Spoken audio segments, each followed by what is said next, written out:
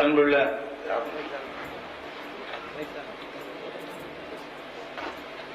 இந்த நிகழ்ச்சியின் தலைவர் மாண்புமிகு கல்வி அமைச்சர் அவர்களே, போக்குவரத்து துறை அமைச்சர் அவர்களே, பெரியவர் ஜிகிரி அவர்களே, பொன்னுசாமி செட்டியார் அவர்களே மற்றும் மேலே இருக்கின்ற மாவட்ட செயலாளர் அவர்களே, அன்புக்குரிய உடன்பிறப்பு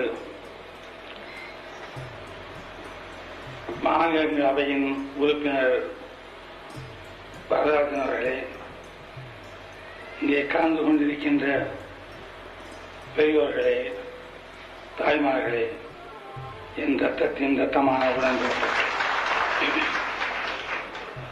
அனைவருக்கும் என் நன்றியை நான் தெரிவித்துக் கொள்கின்றேன்.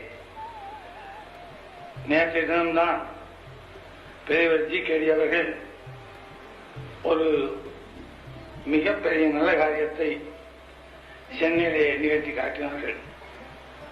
14 குடிசை பகுதிகளுக்கு அந்த குழந்தைகளுக்கு அங்கு வாழ் மக்களுக்கு என்ன நோய் இருக்கிறது என்பதை கண்டறிய, நோய் வராமல் தடுப்பதற்கு என்ன செய்யலாம் என்பதை செயலாக கொள்ள அதற்கு உதவியாக ஒரு ஊர்தியை அவர்கள் லட்சக்கணக்கான விலையுள்ளதை அங்கே அன்பளிப்பாக தந்தார்கள். இங்கே ஏறக்குறைய 4 லட்சத்துக்குரிய காசோலையை வெள்ள நிவாரணத்திற்கு தந்திருக்கின்றார்கள்.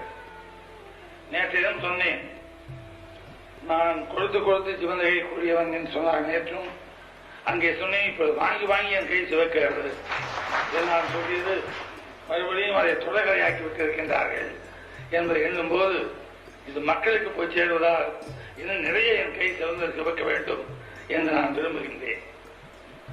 இந்த நிகழ்ச்சியை நாளையிடம் வைத்திருக்க வேண்டும். ஆனால் தவிர்க்க முடியாமல் நான் நாளை காலையிலே இங்கே இருக்க வேண்டிய அவசியம் இருந்தது. அதைவிட